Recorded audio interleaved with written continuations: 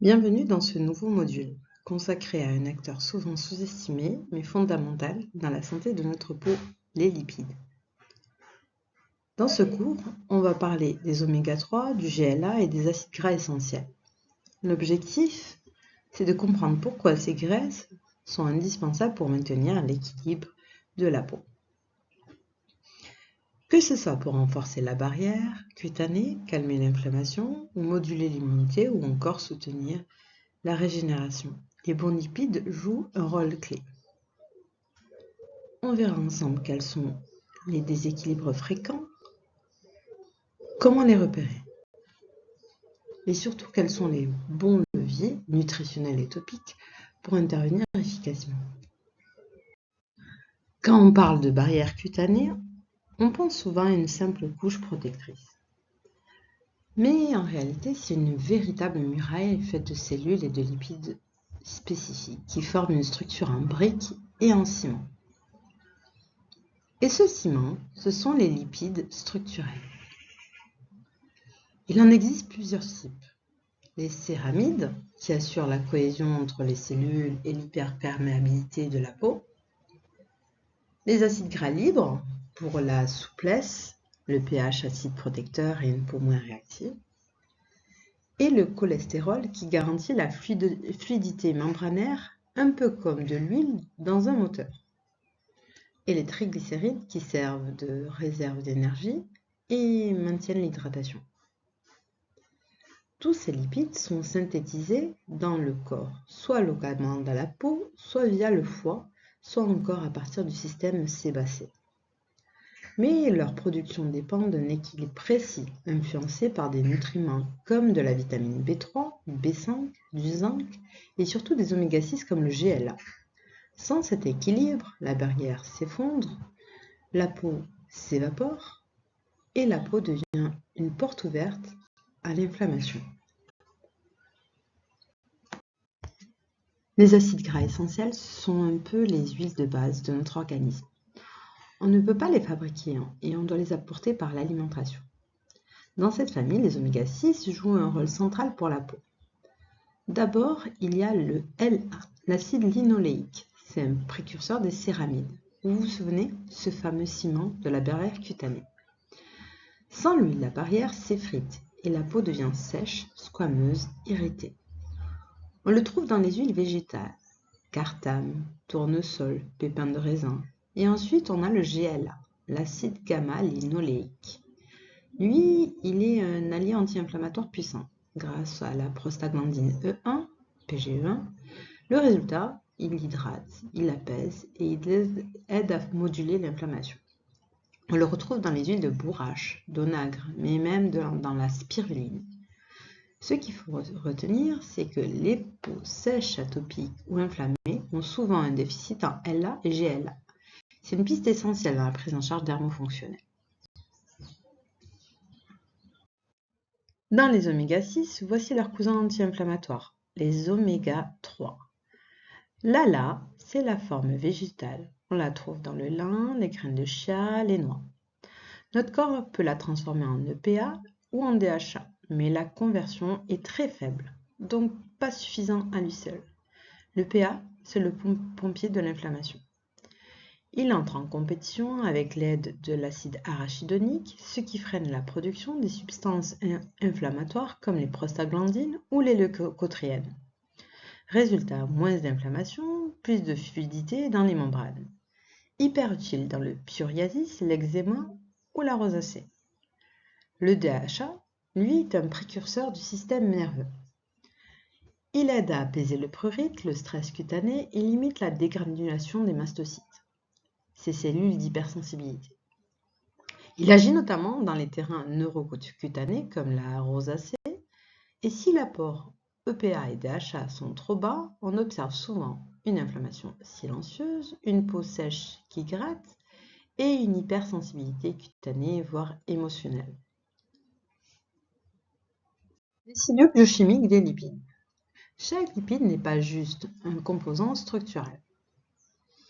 Il est aussi le point de départ de véritables messagers chimiques, qu'on appelle les médiateurs lipidiques. Ces signaux orientent la réponse immunitaire, l'inflammation ou la réparation. L'acide arachidonique AA donne naissance à des prostaglandines E2, PGE2 et des leucotriènes B4. Ce sont des médiateurs pro-inflammatoires. Ils activent la douleur, la rougeur, la chaleur et les œdèmes, les 4 signes cardinaux. Le GLA, une autre oméga-6, au contraire, forme les PGE1. Elle est anti-inflammatoire et régule l'immunité. C'est la raison pour laquelle les huiles de bourrage ou d'onagre peuvent apaiser les peaux atopiques. Le PA, qui est un oméga 3, génère des résolvines et des leucotriènes B5. Ils résolvent l'inflammation, atténuent la douleur et favorisent le retour à l'équilibre qu'on appelle l'homéostasie.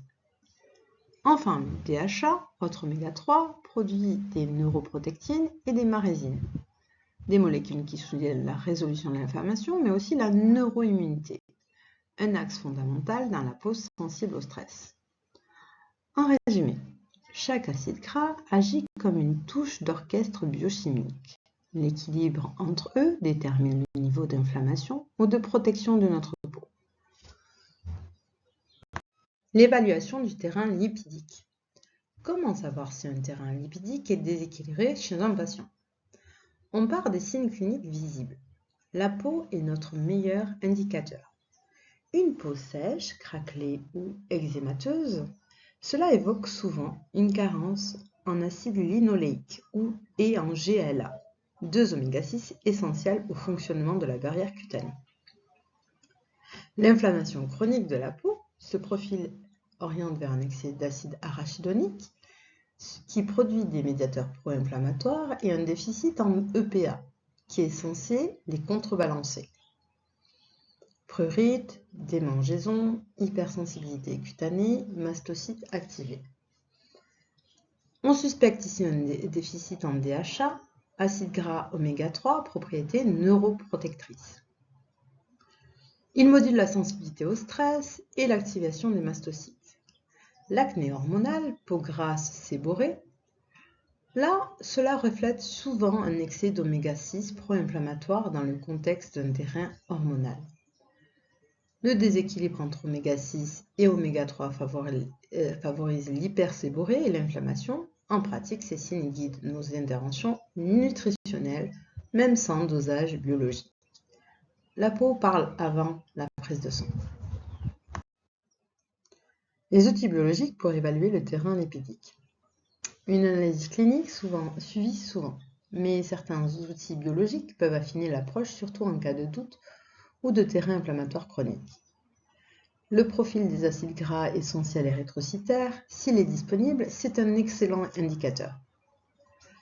On y observe un rapport à acide arachidonique sur EPA, un rapport élevé, signale un terrain inflammatoire. Le taux de GLA, souvent bas dans certains terrains secs ou atopiques, et le ratio oméga 6, oméga 3, un bon équilibre se situe autour de 4 pour an au moins.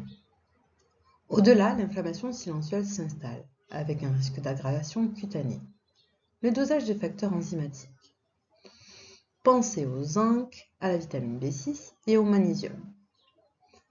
Ces nutriments activent les enzymes qui transforment les acides gras essentiels. Sans eux, même une bonne supplémentation peut être inefficace. En résumé, si vous avez accès à ces outils, utilisez-les pour personnaliser la prise en charge. Mais en pratique clinique, la peau et les symptômes restent vos meilleurs indicateurs. L'approche fonctionnelle thérapeutique des déséquilibres lipidiques.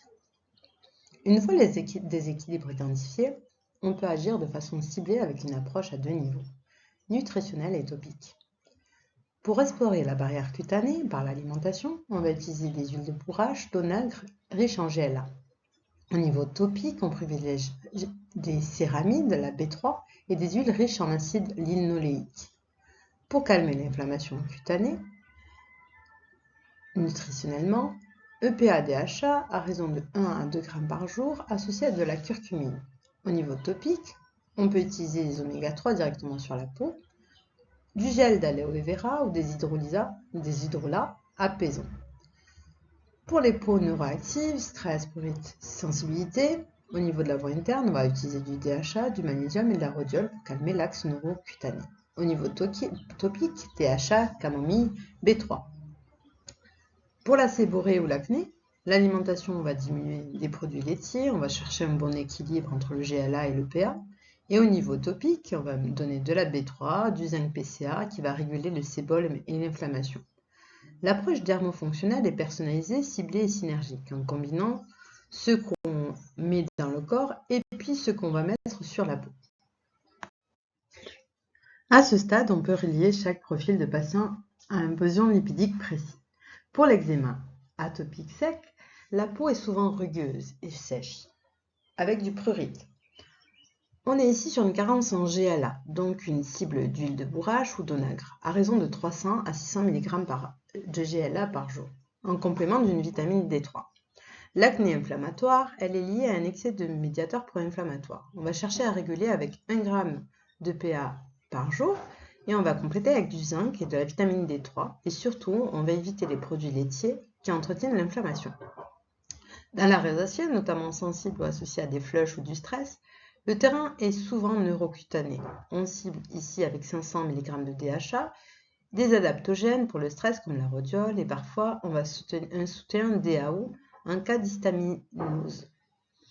Enfin, pour un psoriasis chronique, on est sur un terrain très inflammatoire avec des plaques ou une inflammation systémique.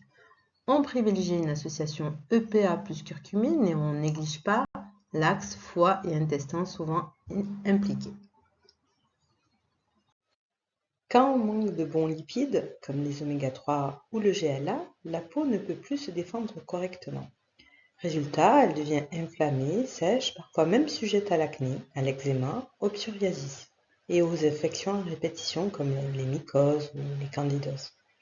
Et comme ces lipides ont aussi un rôle apaisant, leur déficit augmente la sensibilité cutanée et les sensations de démangeaison.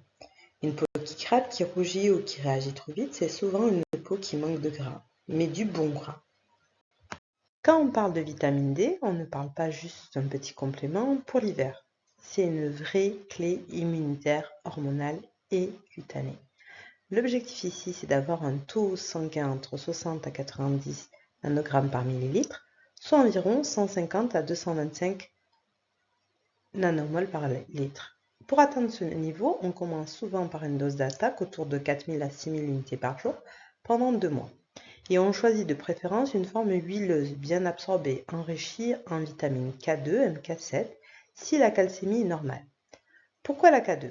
Parce qu'elle aide à bien diriger le calcium vers les os, pas vers les artères.